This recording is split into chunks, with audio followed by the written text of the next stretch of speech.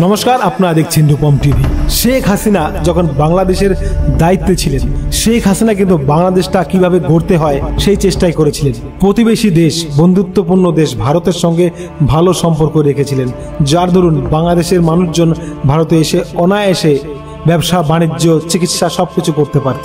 এমনকি খেলোয়াড়রা ভারতে এসে বিভিন্ন খেলাধুলা যুক্ত ছিলেন, এমনকি যারা শিল্পী টলিউড বলিউডে বিভিন্ন কাজ করেছেন। কিন্তু শেখ হাসিনাকে তাড়ানো হয়েছে। শেখ হাসিনা কিন্তু গণতান্ত্রিক ভাবে সে দেশের প্রধানমন্ত্রী, তাকে ষড়যন্ত্র করে তাড়ানো হয়েছে।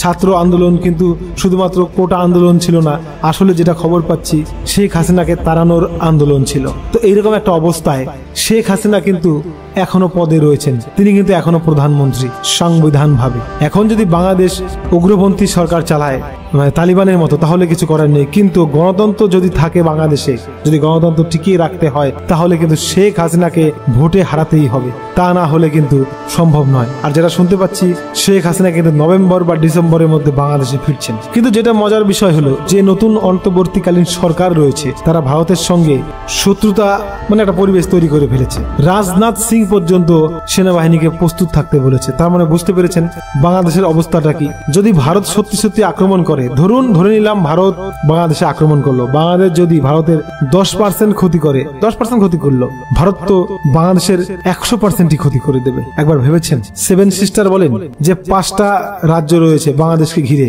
সেখানে তো ভারতের সেনারা থাকবে, পেছন দিক থেকে চাপ মারবে, সামনের দিক থেকে চাপ মারবে, বাংলাদেশকে খুঁজে পাবে না। তো যাই হোক, এখন যে নতুন সরকার ভারতের কাছে শত্রু হয়ে গেছে, যার দরুন আফগানিস্তান ইরাকের মতো হয়ে যাবে, সিরিয়ার মতো হয়ে যাবে, ছিন্ন বিচ্ছিন্ন হয়ে যাবে। কিন্তু বাংলাদেশ দেখুন, ভারতের বিরুদ্ধে কেউ যাবে না, আমেরিকা, চীন, রাশিয়া কেউ যাবে না। চীনের যদি এতই দম থাকতো, ভারতে কিন্তু আক্রমণ করতো, এখনো করতে পারেনি। সেই 62-61 কথা বাদ দিন, তখন কংগ্রেস ছিল, এখন মোদি। রাশিয়া ভারতের পরম বন্ধু, আমেরিকা ভারতের বিরুদ্ধে যাবে না।